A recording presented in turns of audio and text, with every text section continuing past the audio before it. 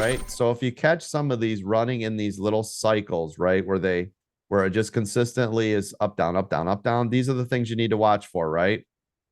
That's a little far away, but so here's VWAP, pulls back, VWAP, pulls back, VWAP. Do you see how many times? Yes, So, sir.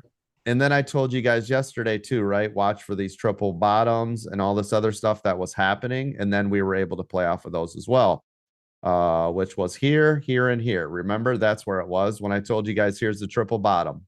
That was this, this, this. And then I said it's going to VWAP, which it did.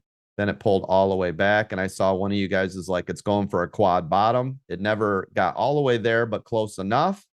Pulled all the way back up again. Pulled all the way back down again. And then to kill every option that was all in puts for the day. Because everybody, by the way, that last drive, if you look at the overall market for the whole day, what is it doing all day? Right?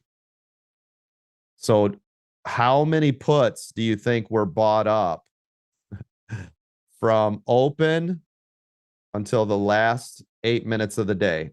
You think everybody bought puts or calls? My vote would be a put. That's right, because it was down all day, right?